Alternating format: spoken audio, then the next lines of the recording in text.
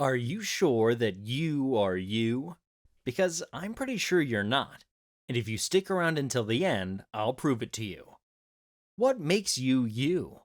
Your body, your thoughts, your job, your decisions? What does you even mean?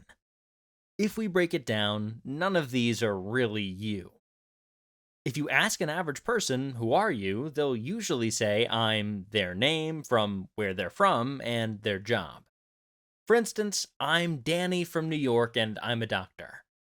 It's worth mentioning that they didn't choose their name, and if they changed their name, job, or city, they'd still be the same person. So that doesn't really define who they are.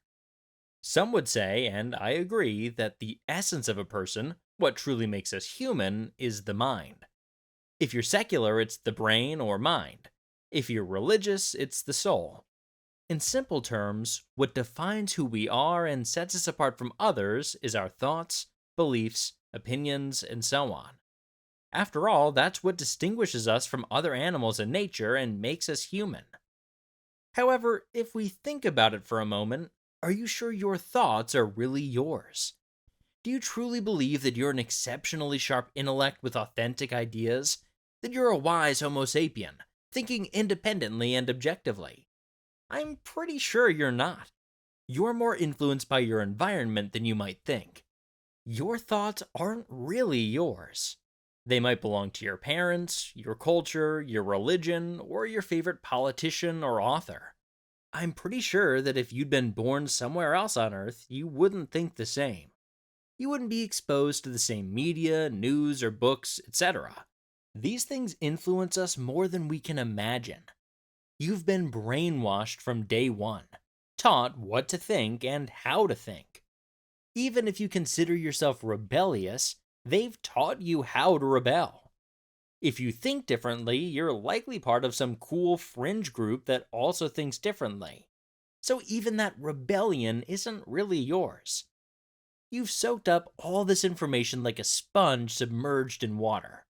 Whether you're conservative or liberal, religious or secular, educated or illiterate, your thoughts aren't truly your own.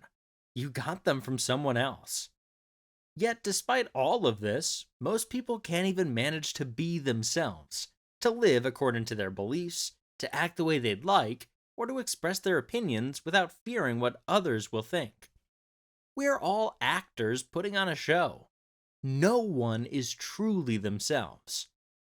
I genuinely hope that you manage to be you most of the day, with most of the people in your life. I truly hope that you stay true to yourself and live according to your beliefs, even though they're not really yours, but you get the point. Sorry to disappoint, but your emotions are also not really yours. They depend on others and on situations. Most of us don't really know how to control our feelings. A small thing can instantly determine how we feel all day long, especially for those of us in love. It's like our lover has a remote control for the serotonin levels in our brain. Even your genes aren't really yours. Your entire body's a mix of genes from your parents, their parents, and so on.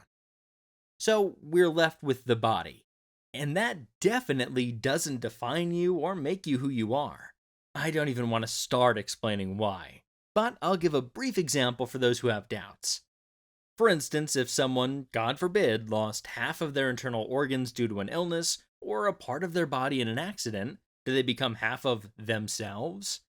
If someone receives a heart transplant from another person, are they still the same person?